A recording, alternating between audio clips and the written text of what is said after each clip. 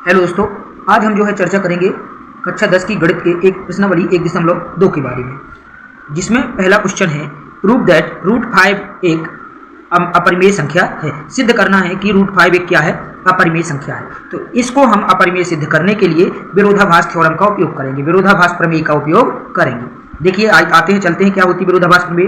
तो अपन क्या करेंगे, √5 को माना √5 एक परिमेय संख्या है।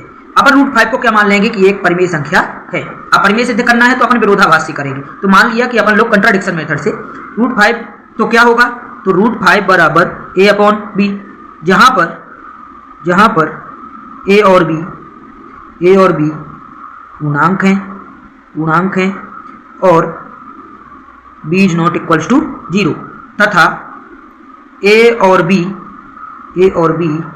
दो क्या हैं, a और b सह अभाज्य संख्याएं हैं जिनका HCF एक है, जिनका HCF क्या है, एक है। ऐसा अपन ने मान लिया। अब देखिए, यानी सहअभाज्य संख्याएं वे संख्याएं होती हैं जिनका कॉमन फैक्टर केवल 1 होता है। तो इधर देखिए, तो इधर पे अपन क्या करेंगे, a is equals to √5 into b, क्या आएगा, √5 इंटू b। तो दोनों पक्षों का क्या करने पर, दोनों पक्षों का वर्ग करने पर, अब दोनों पक्षों का जब वर्ग करेंगे तो यहाँ आएगा कितना, a² बराबर √5 का स्क्वायर 5 इंटू b²। ठीक है, यहाँ आप देखेंगे कि यहाँ से आएगा which implied that b² is equals to a²/5। ये गुणा में है, इधर आएगा तो भाग में। यहाँ से आप देख रहे हैं, इसको दे दो समीकरण 1।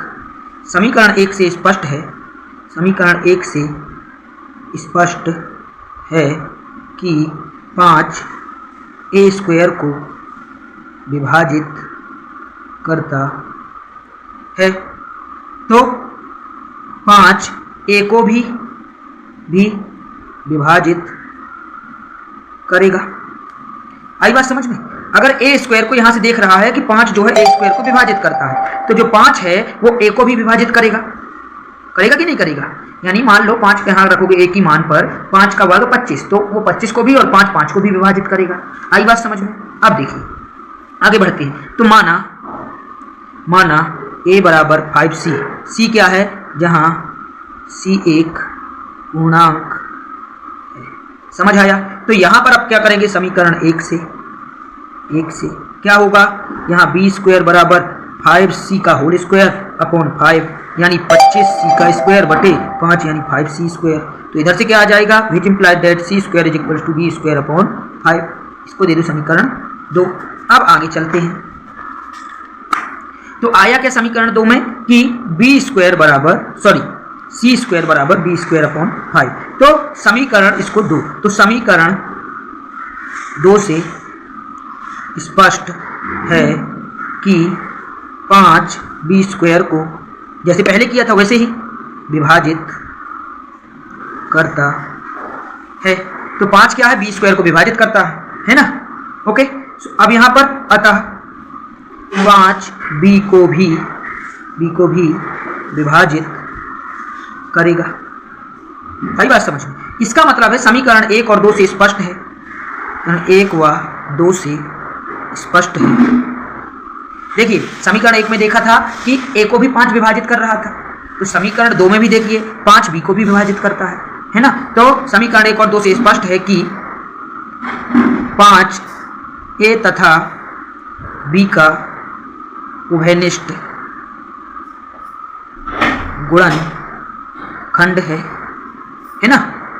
तो जो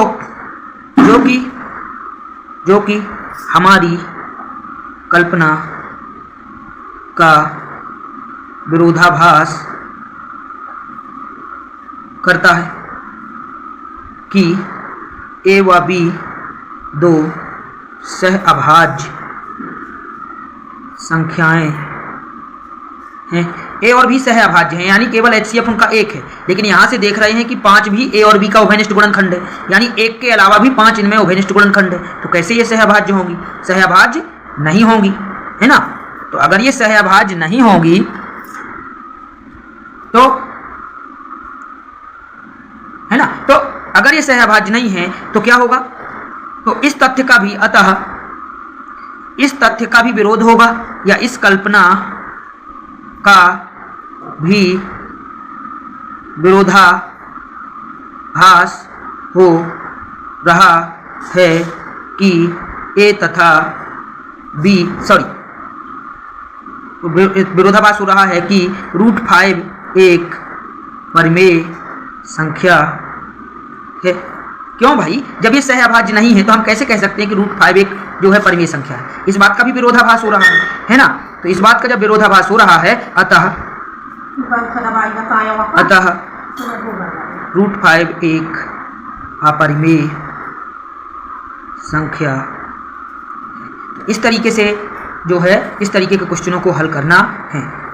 वीडियो अच्छा लगे तो लाइक एंड सब्सक्राइब जरूर करें। जय हिंद, जय भारत।